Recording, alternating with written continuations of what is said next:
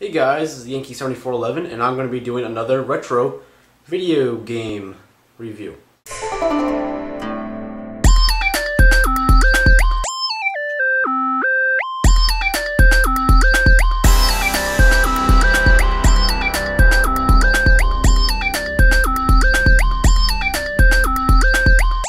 Alright guys, welcome back, and this time we're going to be reviewing the SEGA Genesis, as you probably saw in the video title.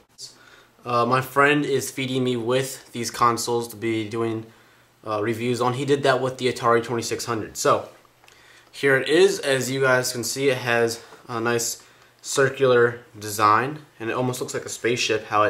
The shape of it does. Has a power on and off. It's just little buttons. They feel very expensive, and then there's an open to open up the disc tray. This does play CDs, I believe. In here we have Soul Calibur. I will show some gameplay for the graphics. If you guys are wondering what that's like, it just sits right in there and it spins around like that. That closes, and when this thing's on, the light turns on. It says Dreamcast right there with a little spiral artistic work. Move on around back. This is where you have the connections for television. Right here you have your AC in for power. You have your AV out, and then you have your, what is this? Serial, whatever that is. And then right here you have your first really integrated, internet integrated console. So it has the telephone wire, telephone jack, which most systems don't have nowadays. They just use Ethernet or Wi-Fi. We have some ventilation back here. Onto the side, it's just a nice just line work. Around front is where you have the area for the controllers to plug in, and it says A, B, C, and D, just symbolizing 1, 2, 3, or 4.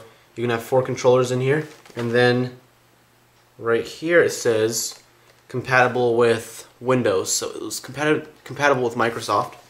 And then on this side you just have more ventilation. I do have a controller for you guys. Here they were, and in my opinion these things were not very comfortable at all. When I put my fingers in them, they feel very light, first off, mostly because they don't have the rumble functionality, and just the positioning of this analog stick is very odd.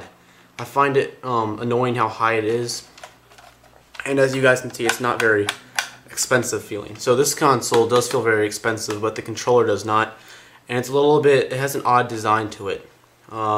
Then right here is where you have the cartridges to save your games.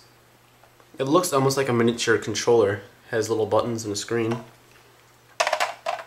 And then you have your D-pad right here, which is very just typical. Just goes right back in there. And then on this side, here's the back where the trigger buttons are. And these triggers feel very nice. The triggers feel nice. It's just the positioning of the analog stick that I don't like. And then it has another button right there. So I'll go ahead and plug this thing into the front, and it would just plug in like that, and you know, that's what it looks like. So I'll continue now to the TV. Okay guys, now we're back. We're going to be pushing on to the software section of the SEGA Genesis. So I'm going to click power right here. As you guys can see, my hand's right here.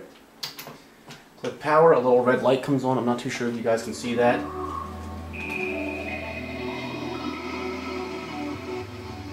And then it says Dreamcast with a little artistic design. And it almost sounds, the noise that it makes is like a rock inside a cave, or like water dripping from the top of a cave. It has that echoey feel. So as you guys can see, here's a home screen very similar to actually modern consoles today. I was not expecting it to have this, but it has you know, the gaming section, music section, settings, and file. So as you can see, this is actually a more advanced console for back in its day. I bet this was really the thing to have. So I'll go ahead and put a CD inside of this thing to show you how it works. So I'm pressing the open button, and we have a CD right here. There you go. I'm not too sure you guys can see that. It's in reasonable condition. Test out this new music. Please wait while disc is being checked. Alright, so here we are over in the music section right now. So it's loading. Go ahead and click play.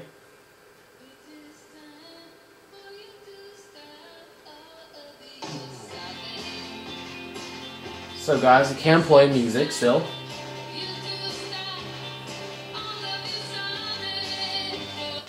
So you have just your usual options: rewind or next,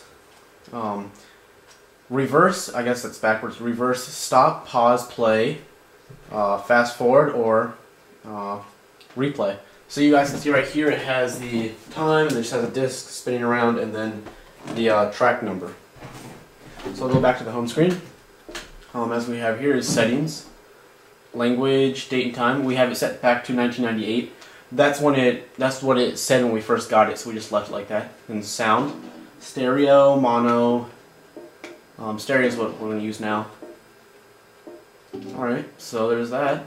File. And it checks your saved data from the actual controller. So you can see it has a little picture. Looks like a Saturn. So it has like a Saturn, I guess. And so you save all your data actually inside the controller rather than inside the console. Obviously, it did not have hard HDDs back then, hard disk drives, in the console. So go ahead and put a game in now. And I'll go ahead and fast forward this so it's already up, the game.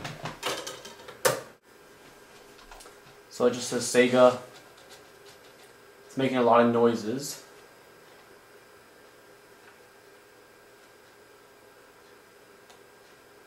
Press start button.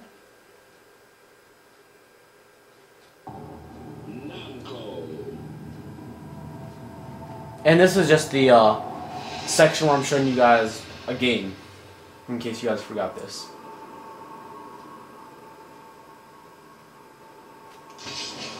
And I might end up fast forwarding this if this video turns out to be too long.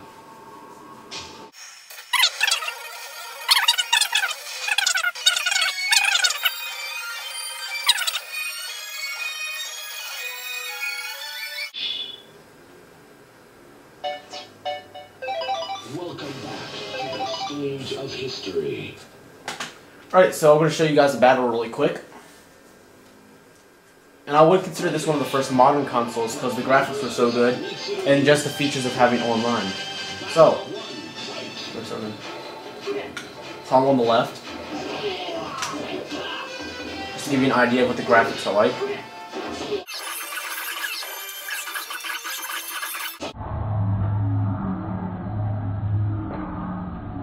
Alright guys, so this is Yankee 7411. Go ahead and power this thing off.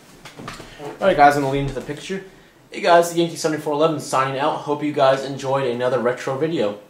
My face probably looks black. Alright, see you guys.